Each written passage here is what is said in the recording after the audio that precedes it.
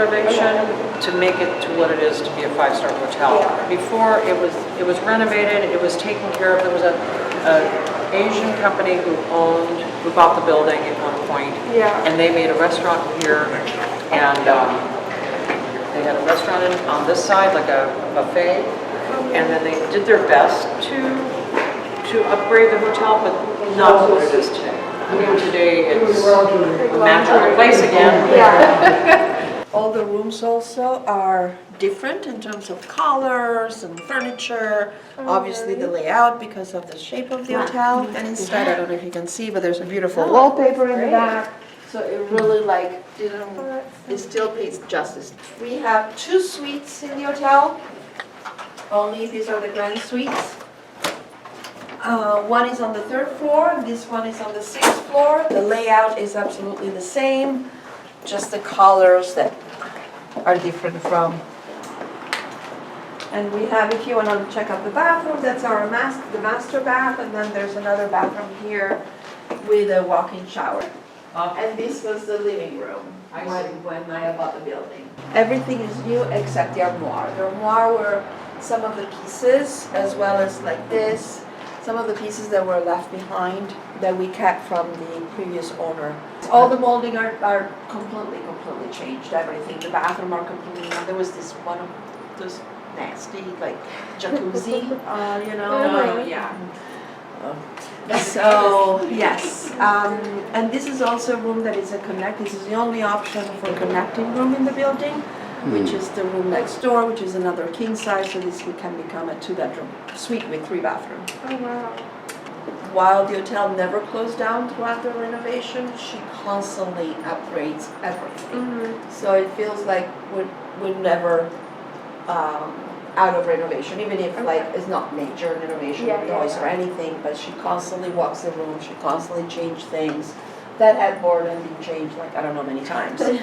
But obviously the hotel when it was built didn't have rooms like this. There were actually 144 rooms, something like that, because we have 144 windows. That I know, because we had to replace them all.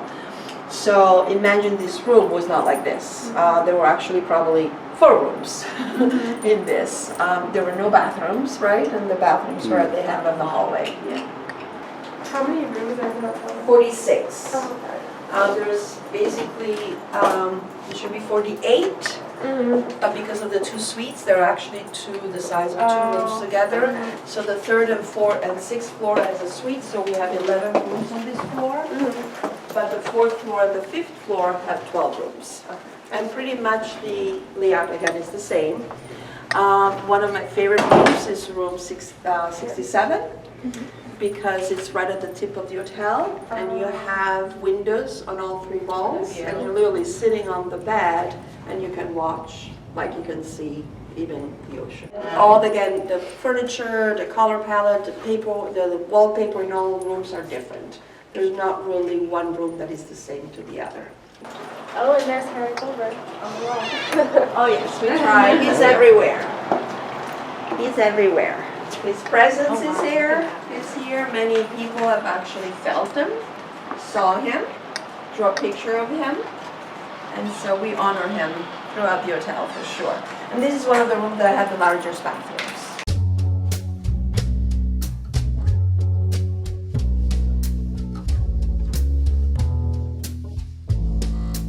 Maya loves chandeliers, and so they're everywhere, including our break room. Including our break room. That's so cute. At 7 o'clock every night, all the doors shut for security, because the entrance of the hotel, we have so many point of access to the building that in the past, we just put this on maybe right a year before the pandemic.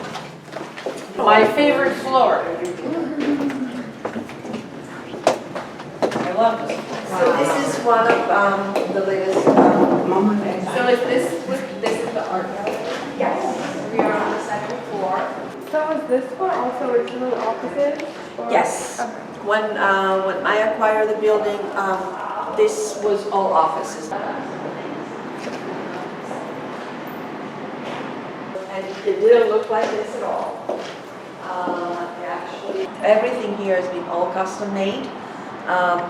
The family has a carpenter that has been working for them for the last 30 years. And I will show throughout the hotel every single thing that he actually made. So all these doors, I can't do this with TV on the other side, but they're all open into each other and they become a big, huge event space for the second floor. And we have a memorial in this room. We got lots of stuff. The windows and the natural lighting and fresh air helps The a room lot. speaks for itself.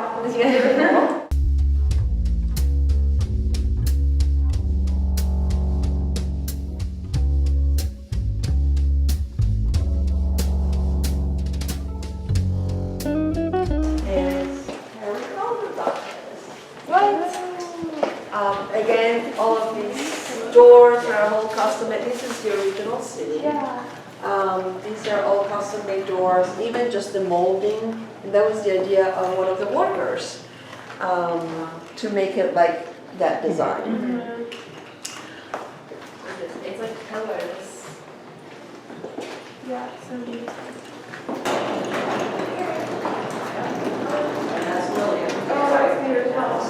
Oh, yes, and Lillian, which is also the we named our restaurant after his wife. And we use this room a lot for private meetings. We had Sony using this room this morning, yesterday morning, Apple, as well as like lots of baby shower, bridal showers, and so forth.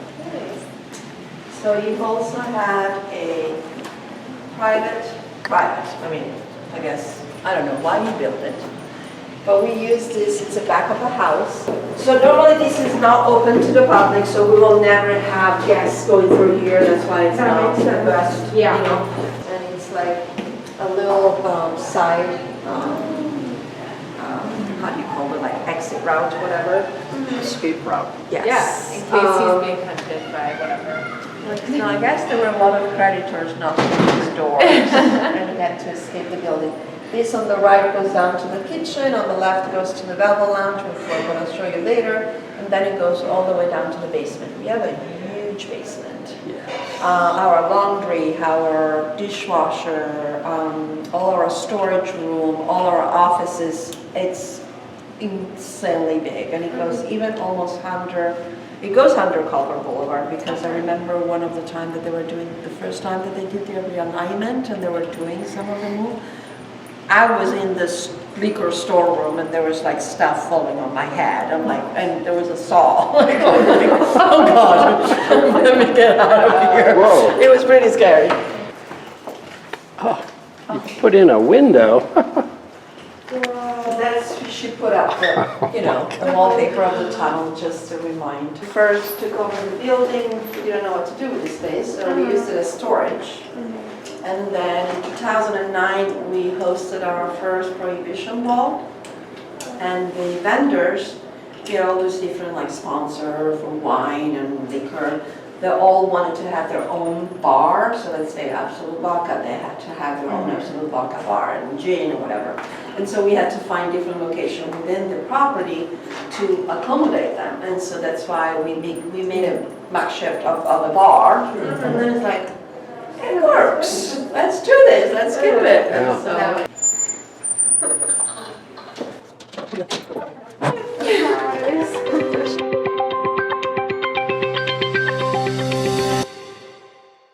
we used to have a business center up here, so people will come and use the computer, print boarding pass, whatever.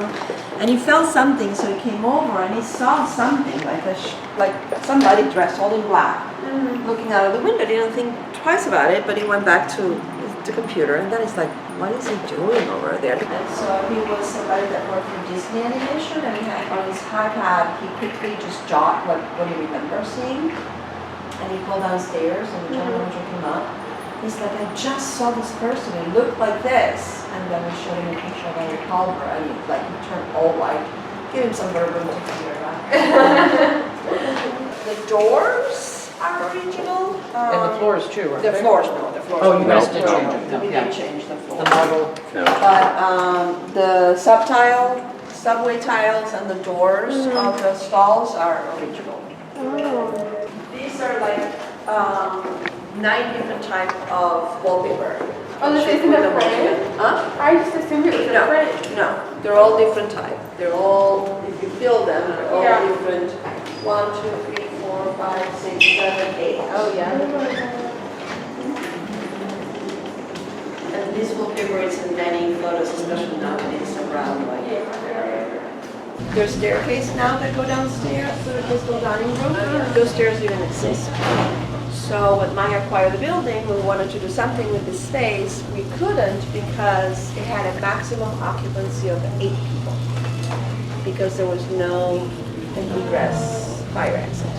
So that's one of the first things that we did when we took over the building was to build we lost some of the square footage, but then now we can have up to 68 people.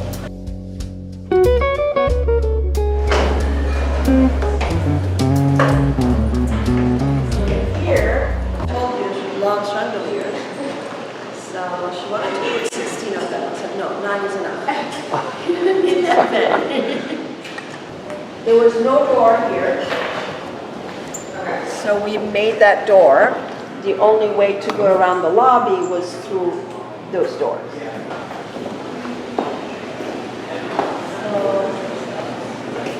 The stairs, and I said, don't come around the stairs, come here. And then you go around the kitchen and they go down to the basement. It is small. But it's a very, very small kitchen. Uh-huh. And so the opening was here, but we made the other opening to go to the lobby. Where do those stairs go? They go up to the Velvet Lounge. Those were one of the first infrastructure remodel that we did inside the building was to put the stairs to connect the two spaces. So the Velvet Lounge could have a second fire exit and increase the capacity of the stage. I did a couple film shoots because we were closed. So some nightmare stories. But when I had to go and open some of the rooms to show them, we realized that we had forgotten to close some of the rooms, the windows. So there were nice pigeons everywhere. So I was like, okay, major cleaning everywhere. July 2022, Proper came in. Proper, it's a brand. It's a chain of hotels. It's a management company that took over the management of the hotel. But Maya is still the owner and she's very much involved on anything and everything. Whatever she wants to do, she can do. So, you will not believe how many of this picture frame will lose. How many people steal them. And literally, this is a frame from Ross and a picture taken down from Google, okay? But they steal this, that, and the red sequence pillow that we have in the staircase. People love those faucets and go, they can steal those. Here, there's a picture. The side.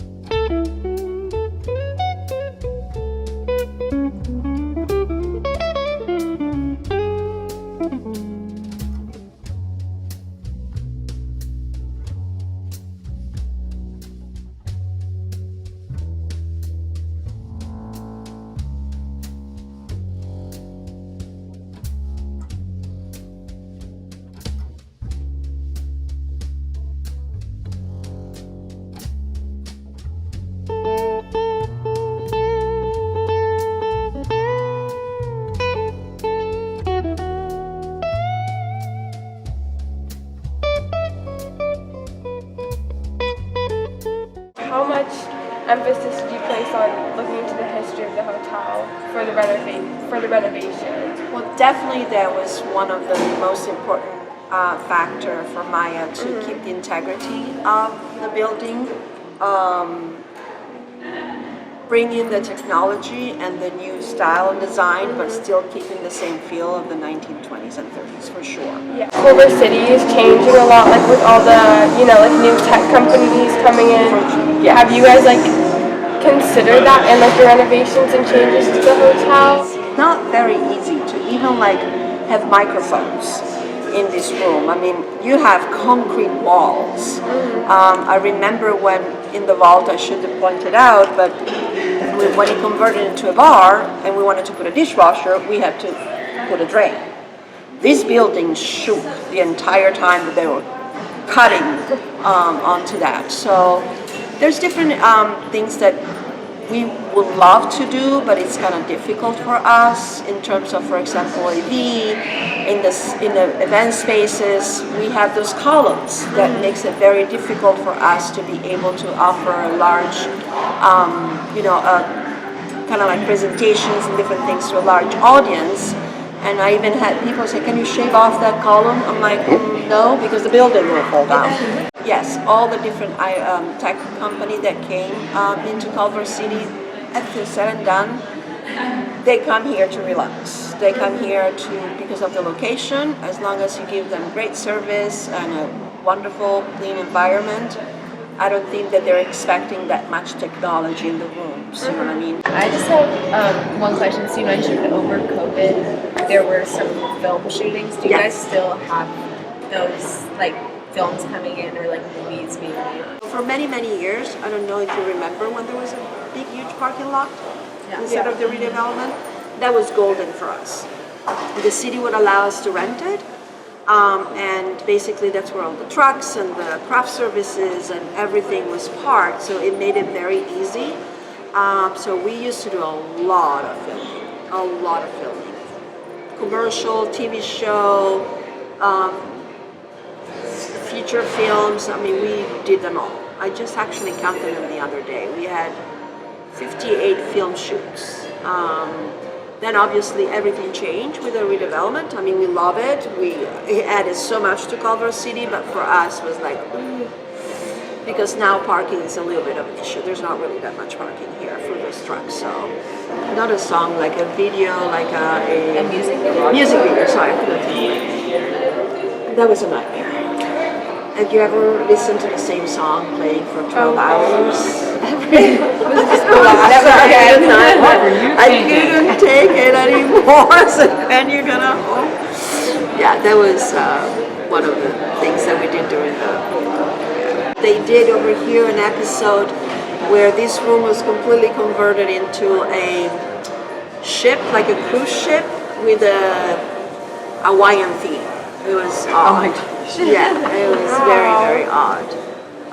We had a commercial, a Verizon commercial, that the guy was flying through the lobby, so it was very, very interesting, Yeah, because I know Culver City in general is a pretty like popular film spot. We'll just be watching a movie at home and my dad's like, oh, like I know. that's the school or whatever. So talking about films, we project silent movies on this wall every night. So one of them is definitely Laurel and Hardy and Charlie Chaplin. They're always playing on the wall. And I remember one night I was standing at the host stand, and I'm like, oh, this movie. I remember watching it when I was a little girl, and I used to love Laurel and Hardy. And then next thing I was like, that's the hotel. That's the Culver Hotel. I can't believe that I was watching the Culver Hotel in my hometown in Italy growing up. So I got teary eyes. I felt very connected. Very serendipitous. So, Wait, so you play movies every night? Like the family used to own this hotel in Westwood called the Century Wilshire Hotel, which was the oldest building on the Wilshire corridor. And so when they sold it, they had to reinvest the proceeds of the sale. And so they started looking around town. We were in downtown a lot, at the Mayfair. She just loved historic building. It was more of like the timeless feeling of this building. The history was important, but she loved the bones, she loved the look, she had a vision in her head, and that's why she persisted and persisted. She insisted, and finally, I think she ate the bill like about maybe 2 to 3 years before, and then the letter of intent was signed in July, the end of July 2006, and they closed escrow on Thanksgiving Day 2006. thank you so much. Let me know if you need anything else.